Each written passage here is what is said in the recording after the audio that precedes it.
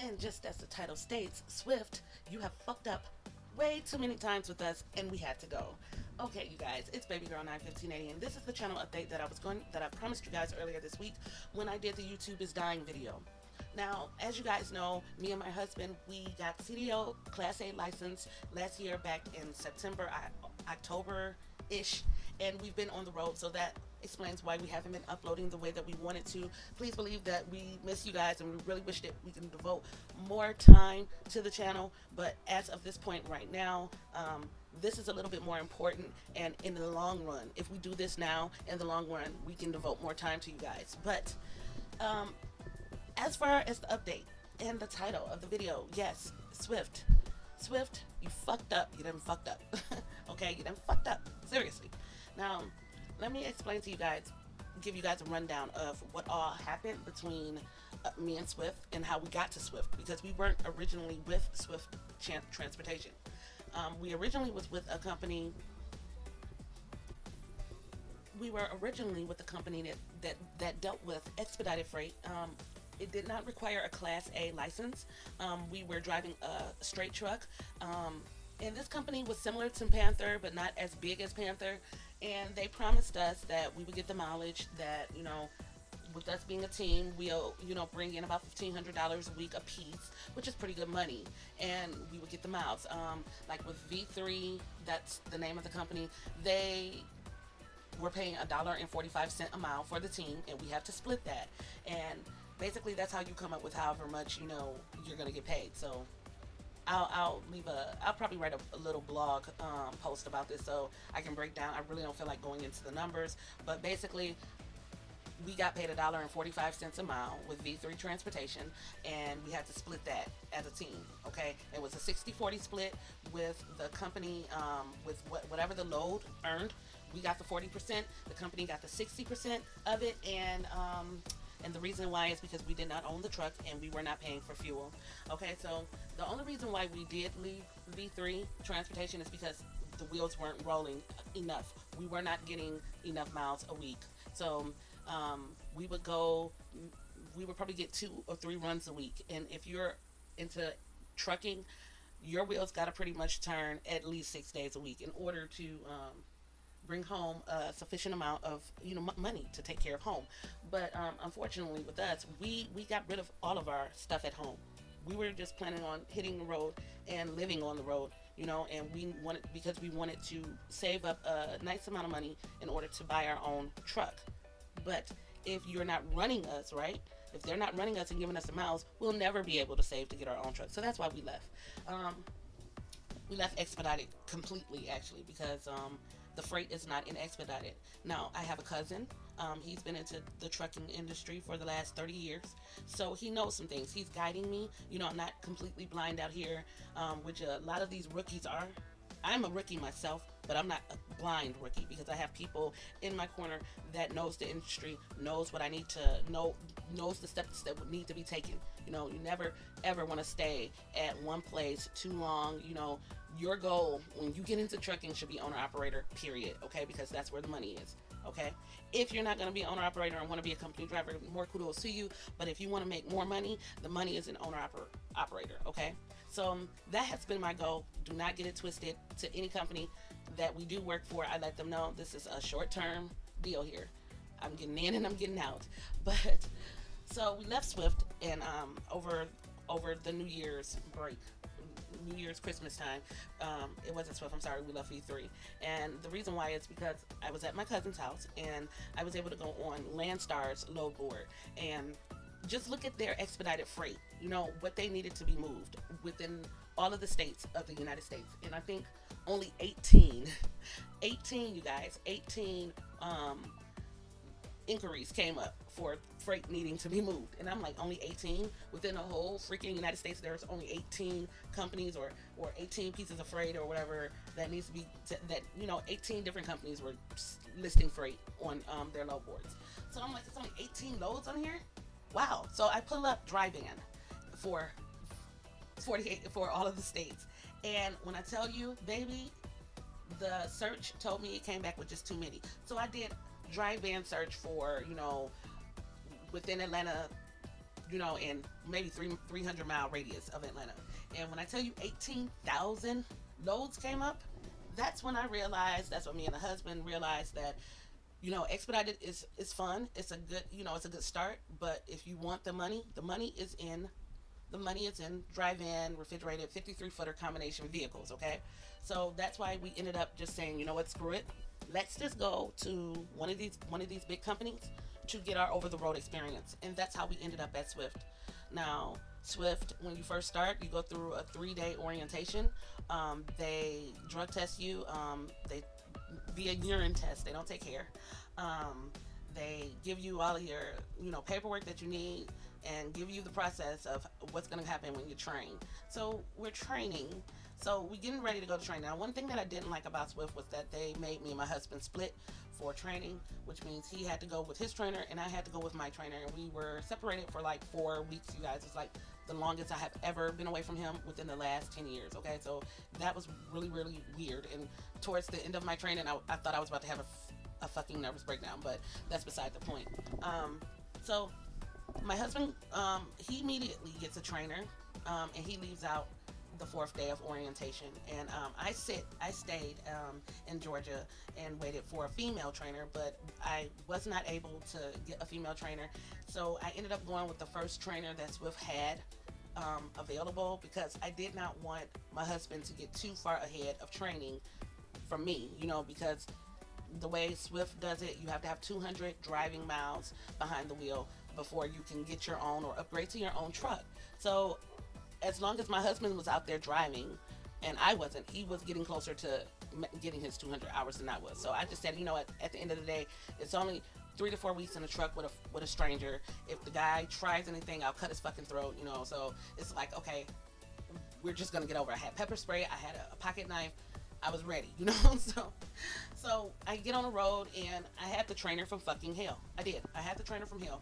And as the weeks progressed, I tried to stick it out with this guy, but he was very fucking annoying. He talked way too much. He thought he was the king of the fucking road and that he knew every fucking thing. And he wanted me to basically drive his truck, and he didn't want to participate in driving the truck, even though he was making money off the loads. Now, he expected me to be able to drive 8 to 9 hours immediately off of, when I first got in the truck. The first day with most trainers, as I hear, you don't even drive. The trainer is getting to know you. This guy had me driving in downtown Atlanta the first fucking day, and we picked up a very, very heavy load that needed to go from Atlanta to Detroit, and I drove that whole thing by myself. He did not help even when I was tired. We were very, very heavy. We went through mountains with that, well, the baby mountains of Tennessee, and it was a very big learning experience. The only thing that I can say that I learned from that guy is that basically I had to do the trip because he wasn't driving. He didn't want to drive, and as thing, he really, really just started getting on my nerves, and I ended up getting off of his truck. So anybody out there that decides to go to Swift and ends up with a trainer that you do not like, don't do what I did. Do not sit and try to work things out with a person that's annoying. If you see that it's not going to work, just get off the truck. Just call your dispatch, call your driver manager, let them know to direct you guys to the nearest terminal so you can switch trainers, okay? Because I really, with me being non-confrontational, I really tried to make it work, but it had just got to a point where I was literally dreaming about stabbing this guy in his fucking throat when he was sleeping, okay? So if it ever gets to that point, please don't stab your trainer in the throat. Just call your driver manager and tell them to take you off the truck, okay? So I know you guys are like, well, what the fuck did he do to make you want to stab him in his fucking throat? Well, basically, he was blaming me for his family not getting fed because I wasn't driving enough, or I wasn't driving, I wasn't driving the mileage or whatever that I should have been driving. Even after I do 6 or 7 hours, he would still expect me to do more. And I'd be like, look, dude, I'm fucking done for the day. Now, when I actually talked to my driver manager, they said they only expect students to drive maybe at the most 8 hours a day. They only really want you to reach 6 hours a day. But for a trainer to try to blame you on his family not getting fed, when I have woke up numerous of times when it was his turn to drive, and I wake up to go use the bathroom and his ass was in the fucking sleeper sleeping, I look at the clock and he still has 6+ hours on the clock, and the next morning we have not moved when I woke up, and then you want to try to blame a late load on me when your ass was supposed to be fucking driving. Get the fuck out of here. That was my last straw. So that's why I ended up getting off his truck. I ended up, my next trainer, it was all good. It was just all good. And I just wish I would have just switched trainers from the beginning when I realized that the guy was an asshole. The only reason why we did leave Swift is because they do not want to give home time. Okay, so that was the problem that we were having with Swift. We were out. We started in January. March came around. We were done. We upgraded to our truck, and that was a whole nother fucking, that was some bullshit, upgrading to our truck and trying to link back up to my husband. They first off, I was supposed to test out in Georgia, and with Swift, no, that's not the case. Depending on wherever you are in the United States, when you reach that 200-mile mark, they take you to they will direct you to the nearest terminal, and that's where you test out. Now, unfortunately, in my case, when it was time for me to test out, we were in fucking Utah, and that was some bullshit, because Utah, Colorado, Washington, all of that stuff on the west side, they have the chain laws and all of that stuff, and I am a new driver, and I didn't want to be over there anyway. I was going to pick like a safe zone and work that. So I was not for driving in the mountains, especially in snow. So I basically demanded at the end of training for them to send me back to Georgia to link back up with my husband so we could pick up a truck. And the reason why I demanded them to send me back to Georgia was because if I tested out in Salt Lake City, they would then book me a load leaving Salt Lake City to go. They would probably give me a truck in Salt Lake City, then book a load there, and they would want me to go pick this load up and take it all the way to Georgia, where my husband was located, to pick him up. And I just wasn't comfortable with that, being that we were looking at it being like the middle of February. It's snowing there. I've already trained there with 2 trainers at this point, and it snowed to the point once where we had to chain up, where they had, because they have chain laws, and the trainer had to take over. And look, when I first started with Swift, I told them that I really didn't want to deal with the west side, with those mountains over there, just because I don't want to have to deal with ice, snow, downgrades, all of that shit being heavy. It's a very, very, very big. It's a big difference between driving mountains in a car when you're then in a semi truck. So I did let them know up front that when I don't mind driving them in a summertime, but no winter driving in the mountains for me. And then that's when they told me, like my recruiter basically told me, oh, we have safe zones and regions that you can pick where you don't have to worry about dealing with that type of stuff. And I'm like, cool. So here I am in fucking Utah, and I'm about to test out, and guess where I am? In the goddamn mountains. Yeah, okay. So I basically had to threaten to quit for them to bus me back to Georgia. And I'm glad that I did, because the next day when I got it, well, that night when I got on a bus to get back to Georgia, they basically shut Wyoming down. It was a very big car pile it was really, really bad in Wyoming. And the Greyhound bus was forced to go through Colorado to end up going east, to keep, because usually they try to reroute trucks. If you don't have to go through the mountains, most of your truckers' GPSs will route you around those mountains. In this case, there was no routing around the mountains because the alternative route was closed. They had closed down Wyoming, so we were forced to go through Colorado, and the bus had to pull over and chain up. And luckily, since it was a lot of Swift drivers on the truck and CR England drivers on the truck, experienced drivers, they were able to go out and help the bus driver, the Greyhound bus driver, chain up for that road. And we had to drive 30 miles an hour on those chains through pretty much all of Colorado. So yeah, I'm glad that I did demand them to send me to Georgia, because if not, I would have been driving through that bullshit on my own. But the reason why we left them is because they didn't want to give us home time. And then, especially once we upgraded to our own truck, they were not giving the miles that was promised. They weren't giving us 3,000 to 6,000 miles a week. They had us running local runs that a solo driver could run. Like I bullshit you not, you guys, for a whole week we were in Illinois, and then we went from Illinois to St. Louis, from like Chicago to St. Louis, and then St. Louis to Iowa, and then Iowa to Wisconsin, and then Wisconsin back to Illinois, Chicago, and then to Indiana.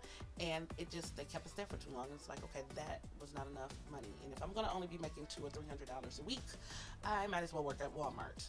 So what drove us to quit? Basically, while we were during that week that we were going from St. Louis to Chicago to Wisconsin to Iowa to Indiana and back to St. Louis, we pretty much did that 3 or 4 times, round and round and round.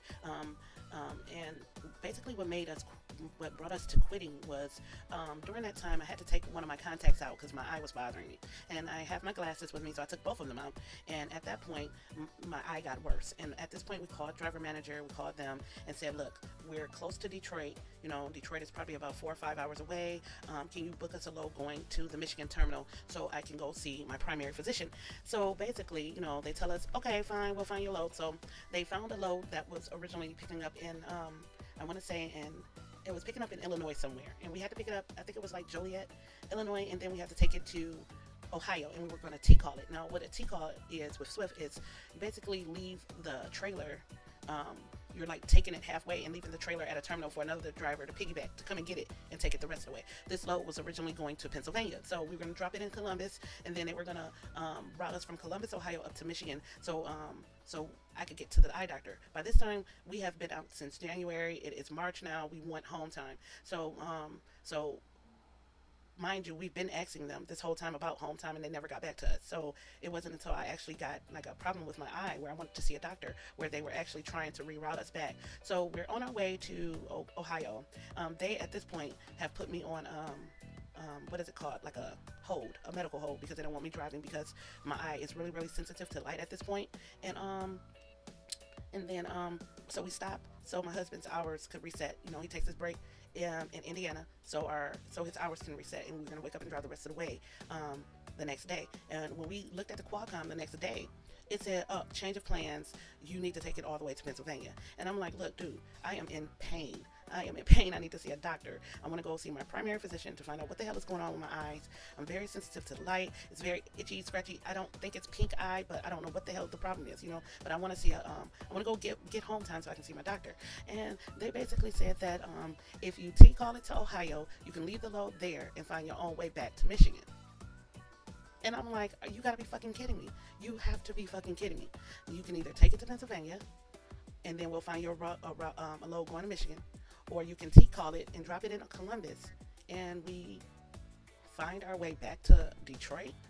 So at this point, I'm looking at our gas, our fuel. We have a little bit over half of a tank. Then the fuel on a semi, if you got on ours, at least with ours, I know if you got to have a tank, that's 500 miles.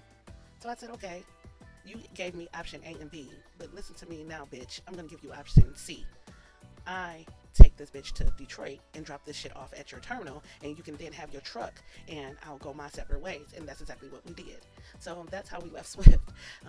Right now, we already have a job lined up in Atlanta because we are trying to move from Detroit to Atlanta.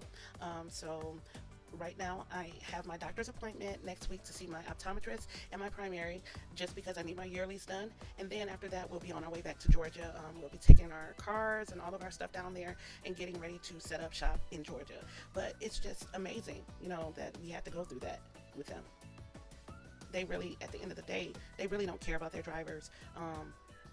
To tell your driver, when you have a driver, one of your drivers on the truck and they're sick, to just stop at any fucking doctor on the road to get, you know, help. It's just like, we were due our home time. You didn't want to give it to us, and then you give us this stupid ass shitty ultimatum other than, you know, take it to Pennsylvania or take it to Ohio. If you take it to Pennsylvania, we'll get you back home. If you take it to Ohio, you find your own way home. Bullshit. Bullshit. How about I take it to Detroit and you can have your fucking truck back? Seriously. And that's how it went. Okay, so the only thing that I say that that new drivers should do if they end up at Swift, CR England, any of those big ones that only, you know, that will train you, is to benefit from their training. Get the training, get your OTR, your over-the-road experience, so you can get the hell out and go with something local, maybe, or regional, with a smaller company, because they're definitely going to pay more, and you won't be treated with as a number like you are treated with Swift. So just wanted to give you guys that update. Hope this helps, and I'll be back to let you know where the channel is going later on this week.